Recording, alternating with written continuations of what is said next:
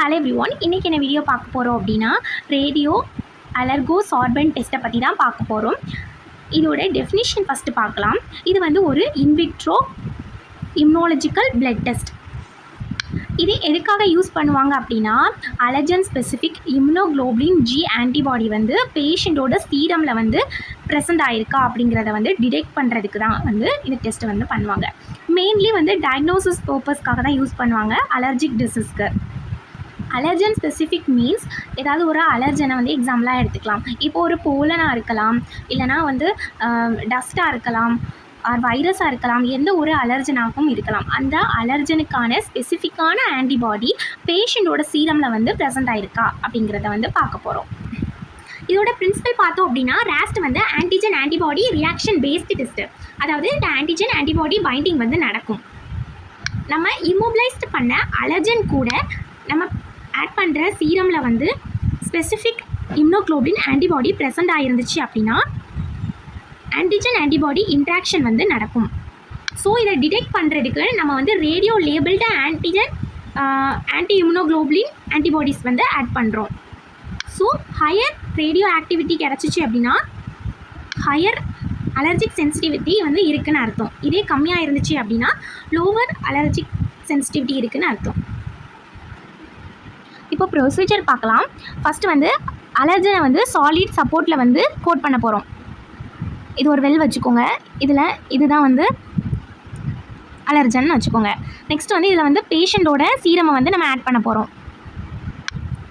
So பேஷண்ட்டோட சீரமை வந்து நம்ம add பண்ணியாச்சு.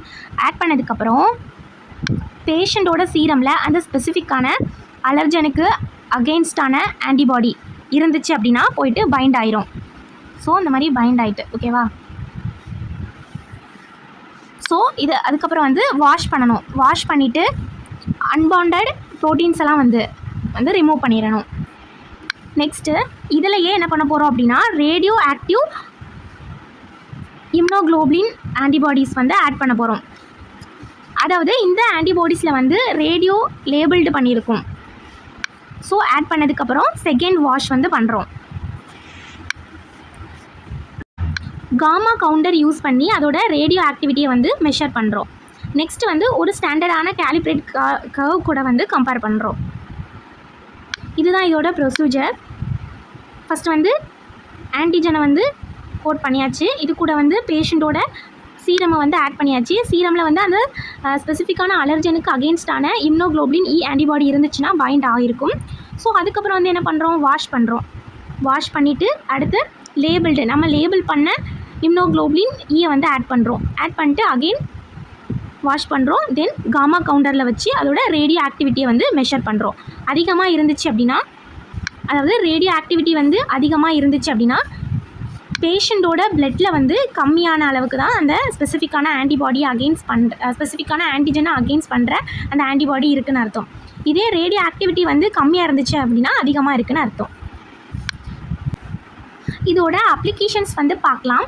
Diagnosis of food allergy, detection of pollen allergy, dust mites allergy testing, அதாவது பூச்சிலாம் அலர்ஜியா அப்படிங்கிறத பார்க்குறதுக்கு.